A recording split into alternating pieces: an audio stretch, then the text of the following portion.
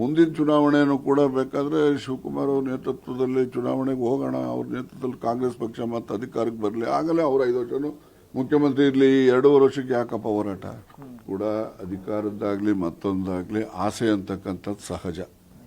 ಅವರು ಮುಖ್ಯಮಂತ್ರಿ ಸ್ಥಾನಕ್ಕೆ ಅವರು ಆಸಕ್ತಿ ವಹಿಸೋದು, ಆಸೆ ಪಡ್ತಕ್ಕಂಥದ್ದು ತಪ್ಪು ಅಂತೇಳಿ ನಾನು ಭಾವಿಸೋದಿಲ್ಲ. ನಾನು ಈಗ ಹಿಂದಿನ ಚುನಾವಣೆ ಮಾಡಿದ್ದು ಸಿದ್ದರಾಮಯ್ಯನವರು DK ಶಿವಕುಮಾರ್ ನೇತೃತ್ವದಲ್ಲಿ ಚುನಾವಣೆ ಮಾಡಿದಂಥದ್ದು.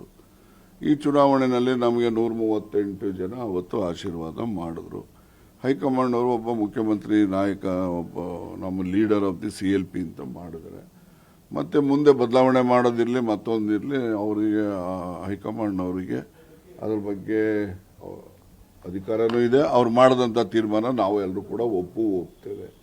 ಮುಂದಿನ ಚುನಾವಣೆಯನ್ನು ಕೂಡ ಬೇಕಾದ್ರೆ ಶಿವಕುಮಾರ್ ಅವ್ರ ನೇತೃತ್ವದಲ್ಲಿ ಚುನಾವಣೆಗೆ ಹೋಗೋಣ. ಅವ್ರ ನೇತೃತ್ವದಲ್ಲಿ ಕಾಂಗ್ರೆಸ್ ಪಕ್ಷ ಮತ್ತೆ ಅಧಿಕಾರಕ್ಕೆ ಬರಲಿ, ಆಗಲೇ ಅವ್ರ 5 ವರ್ಷನೂ ಮುಖ್ಯಮಂತ್ರಿ ಇರಲಿ. 2.5 ವರ್ಷಕ್ಕೆ ಯಾಕಪ್ಪ ಹೋರಾಟ?